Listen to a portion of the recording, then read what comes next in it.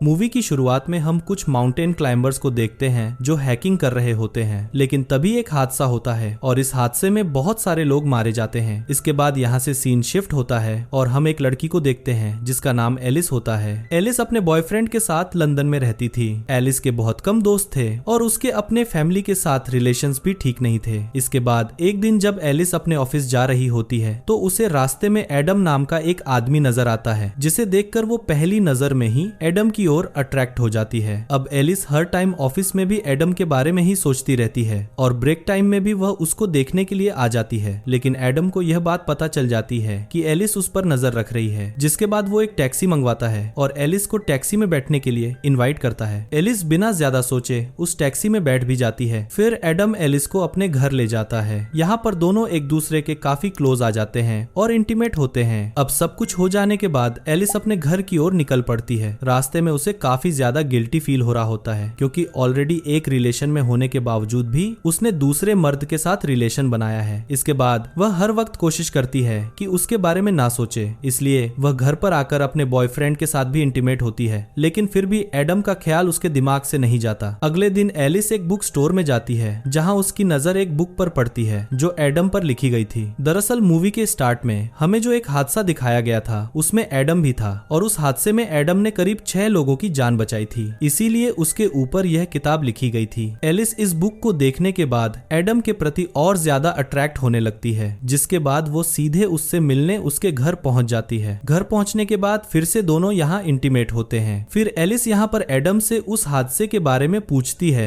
तो एडम उसे सब कुछ बताता है और उसे यह भी बताता है कि इस हादसे में उसने अपनी गर्लफ्रेंड को भी खो दिया था। एलिस मन ही मन अब अपना फैसला बना लेती है कि वह एडम के साथ ही रहेगी, इसलिए वह घर आकर अपने बॉयफ्रेंड से ब्रेकअप कर लेती है और एडम के साथ रहने उसके घर पहुंचती है। लेकिन यहाँ पहुंचने के बाद उसे वहाँ एक लड़की मिलती है, जिसे देखकर वह सोचती है कि एडम उसे धोखा दे रहा है और यह उसकी गर्लफ्रेंड है। लेकिन वह लड़की उसे बताती है उसका नाम डेवरा है और वह एडम की बहन है। जिसके बाद एलिस उससे एडम के बारे में पूछती है। तब डेवरा उसे बताती है कि एडम का घर दूसरे लोकेशन में है और यहाँ घर उसका है। जिसके बाद वह एलिस को एडम का एड्रेस देती है। एलिस उस एड्रेस को लेकर एडम के घर तक पहुंच जाती है, पर यहाँ आकर उसे घर पर कोई नहीं मिलता। जिसके बाद एलिस घर के बाहर ही एडम का इंतजार करती है। कुछ देर इंतजार करने के बाद उसे एडम घर की तरफ आते हुए दिखता है। फिर एलिस एडम को गले लगाकर सारी बातें बताती है, जिसके बाद दोनों एक दूसरे को चूमने लगते हैं और फिर से इंटीमेट होते हैं। अगली सुबह एलिस अपने एक दोस्त से मिलने जाती है, जहाँ उसकी दोस्त उसे अपने बॉयफ्रेंड को छोड़ने के लिए बहुत सुनाती है और कहती है तुमने यह ठीक नहीं किया, तुम्हारा यह नया रिलेशन भी ज्यादा देर नहीं चलेगा क्योंकि तुम्हें बस उसके साथ अट्रैक्शन है। इसके बाद दोनों वहां से जाने लगते हैं, पर तभी एक चोर एलिस का बैग चुराकर भागने लगता है, जिस पर एडम की नजर पड़ती है और एडम उसे चोर को पकड़कर बहुत मारता है। इसके बाद एडम एलिस को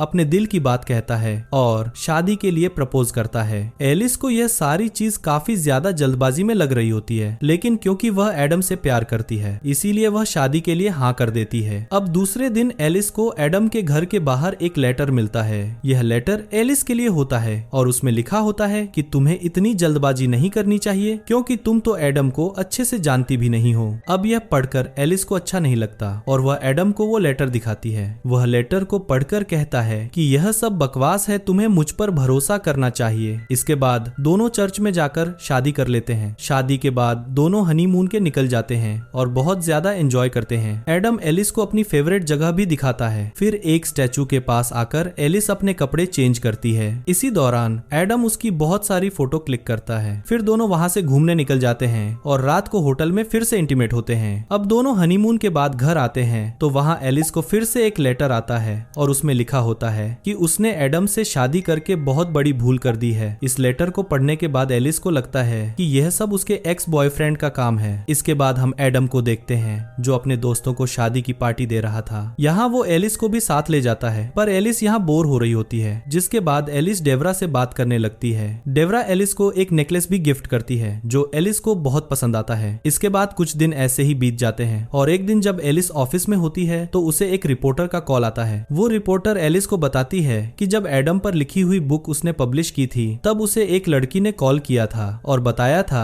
कि एडम ने उसके साथ जबरदस्ती करने की कोशिश की थी। फिर एलिस उस रिपोर्टर से उसका एड्रेस लेती है और उस लड़की से मिलने जाती है, जहाँ एलिस को वो लड़की बताती है कि वो रिपोर्टर है और उसके और एडम के बीच में काफी अच्छी दोस्ती थी। लेकिन एक रात उसने पार्टी में उसके साथ जबरदस्ती करने की कोशिश की थी, जिसके बाद से वह उससे दूर हो गई। अब यह सुनकर एलिस बहुत ज्यादा डिस्टर्ब हो जाती है और वह धीरे धीरे एडम पर शक करने लग जाती है और उसे अब यह लगने लगता है कि शायद एडम सही आदमी नहीं है और उसने उसके साथ शादी करके बहुत बड़ी गलती कर दी है। फिर एक दिन एलिस को एडम के घर एक लॉक लगा हुआ अलमारी दिखता है और जब वह उसे खोलती है तो उसे उसके अंदर बहुत सारे लेटर मिलते हैं। वो उसमें से एक लेटर को पढ़ती है जो कि एक लड़की के होते हैं। उसमें लिखा होता है कि मैं तुम्हारे साथ नहीं रहना चाहती और तुम बहुत ही ज्यादा अजीब आदमी हो। पर जब वह यह लेटर पढ़ रही होती है तभी वहाँ पर एडम आ जाता है। एलिस जल्दी से उस लेटर को छुपा देती है। अब धीरे धीरे एडम को भी शक होने लगता है कि शायद एलिस उससे कुछ छुपा रही है। अगले दिन एडम का एक दोस्त आता है और एडम उसके साथ चला जाता है। एडम के जाते ही एलिस फिर से उस लेटर को उठाती है